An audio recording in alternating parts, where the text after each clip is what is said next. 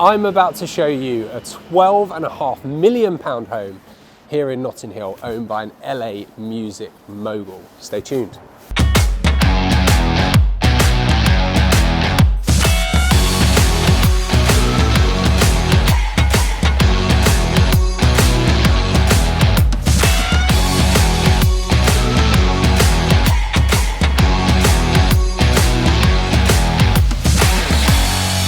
Welcome back to the London Property Tour series, and my latest episode. London Property Tours is a series where I walk you through just some of my listings available on the open market. This one's available at £12.5 million.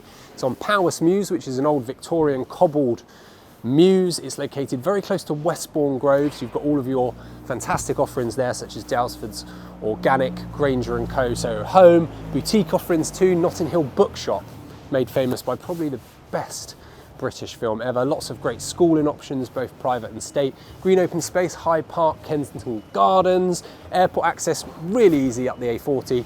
Lots of tube access too, positioned between actually four tube stations. The space itself, 3 beds, 3 baths, lateral across 4 floors, 5,000 square foot, 2 roof terraces, lots of influence from its LA music mogul owner, and there's lots to tell you about the architecture and the interiors. Let's check it out.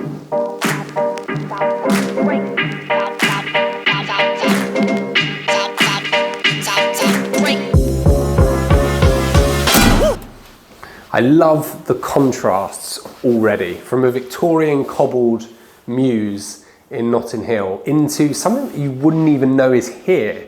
A very cool studio space, and that is this place in a word: cool. It was a former commercial factory stroke warehouse that's been converted by Arcola Studio and Sami Jalili into a residential masterpiece. I'm going to go with that. I think that is fitting.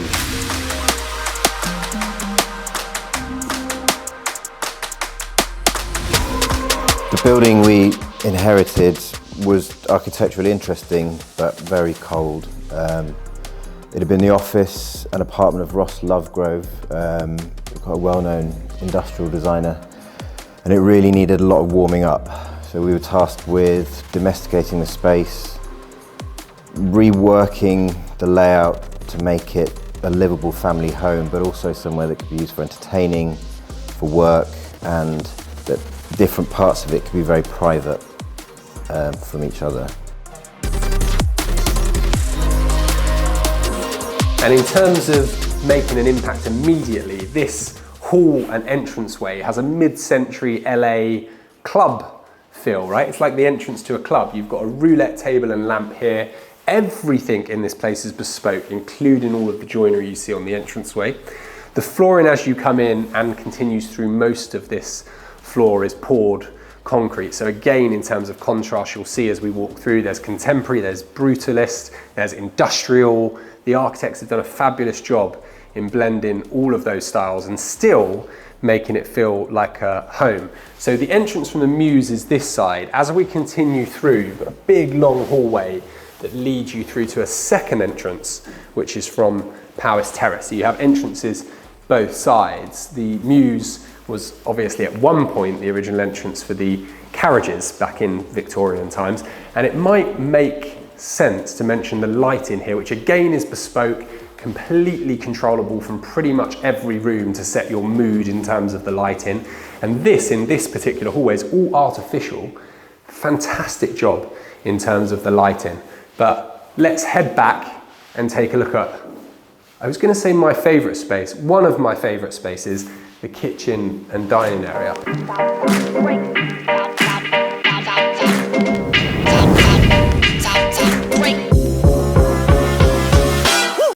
Ground floor entertaining space. Here's one of your panels. These are littered across the entire house that controls everything from your lighting to your TVs to your heating. There's air conditioning throughout as well, I should say, before I forget. But let's talk about this, the main feature. This was courtesy of Ross Lovegrove, who was the previous owner, renowned designer, and the architect who redefined the space, let's say, from a solely commercial unit, has tried to mimic the playfulness and the curvature you see here throughout the project in terms of vaulted ceilings, in terms of the curvature of the worktop space, and I think they've achieved it. It is a cool, fun space to live that still feels like a home.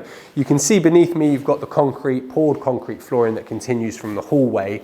You have that on the lower ground floor too, and that is all underfloor heated. We do have air conditioning. The kitchen is bespoke, and again, in terms of those contrasts, you've got the brutalist element of the concrete, you've got the contemporary element of the stainless steel, and it still somehow works and maintains that really homely feel. These units continue all the way along this side of the property, and they vary in terms of depth and use. They're all soft closed. This is a veneer, an Italian veneer, and the top is an Italian limestone. All of your appliances are Bora and Gaggenau. This is a two-way mirror, not that I've seen many of those. And the architect and interior designer have used furniture to define the spaces, and I think really clearly define the spaces so that you've got this lovely flow, this curvature, this open plan flow, but designated areas without it feeling too boxy or too linear. You have your, I guess, breakfast area and kitchen area as you come in. Just to the left as we come in is your ground floor WC, which is a Japanese toilet naturally, and utility space. You have all of this beautiful bespoke wooden cabinetry that houses the TV, a nice chill out space here. A part of what we wanted to do here, because the bones of the building and the shape of the plot are quite unique, is to make as few structural interventions as possible.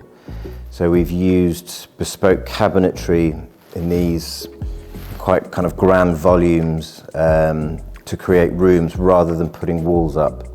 It allowed us to leave what was original as painted, and then what we've introduced being surfaced in kind of richer materials. Ross was good enough to leave a dining table that he'd produced for the house, and we kind of taken that idea that everything else then really deserved to be bespoke. So apart from a few 20th century antiques that we've kind of dotted throughout, and a couple of design classics, especially in lighting, everything has been designed specifically to suit the space.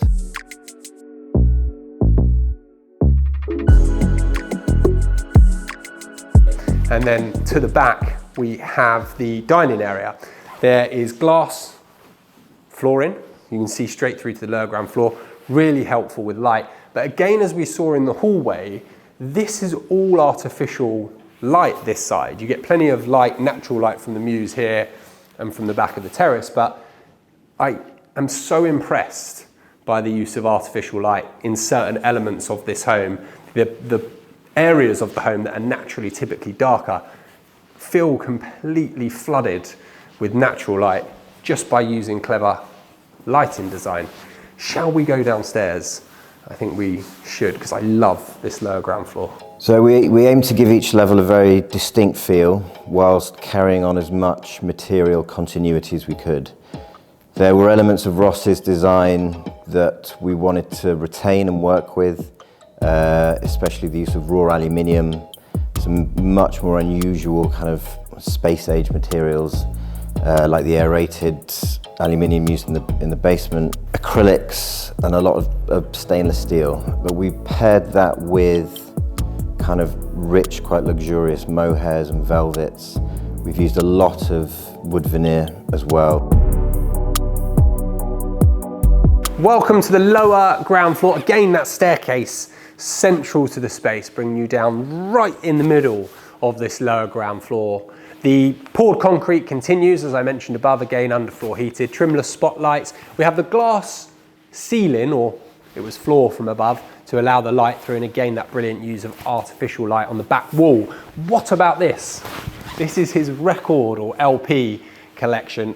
God knows how many thousands it is, but the structure just to store them is a feat of engineering. This is 10 millimeter thick aluminium and black veneer, and I feel sorry for whoever has to alphabetize them because they're not in alphabetical order. What a place to party though. I mean, it is multifunctional. It could be a gym, cinema room, however you want to use it, and the ceiling height really adds something to it. I think I would just have it probably as the current owner uses it, somewhere to chill, play your music, and I guess most importantly for a space like this, to party.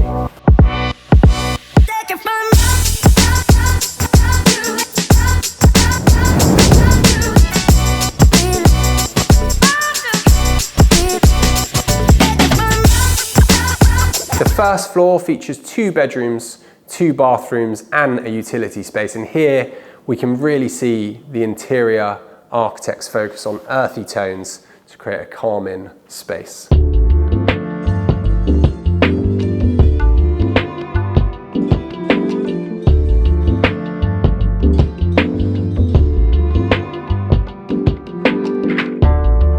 The second floor is home to the principal suite, which does occupy the entire floor, giving you an idea of the size of floor plate on offer in this home. Lateral space being high on every London buyer's wish list. This floor was actually originally the kitchen and living space before the current architect renovated the space on behalf of the current client. The ceiling height is great too. The flooring is wide plank wood, and there is bespoke cabinetry that continues all the way through the back end of this space into your walk-in wardrobe.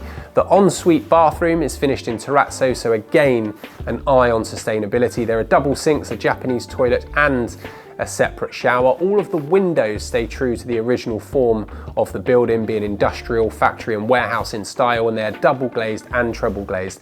There are blackout blinds. Again, all of the lighting is customizable. There's even a TV that pops out at the end of the bed. We have access directly onto one of your terraces and then in turn up to your top roof terrace.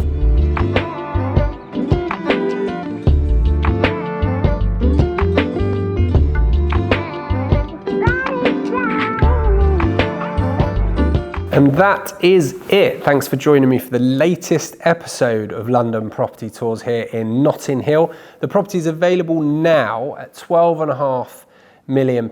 As always, I'm at Grant J. Bates on all socials. So that's YouTube, TikTok, Instagram. Be sure to follow, like, subscribe, all that good stuff. And of course, if you have any questions about this unit, or indeed you want to take a look, then do drop me a line. Equally, if you're looking to buy or sell in London, drop me a line. Thanks for following, appreciate the support. Stay well.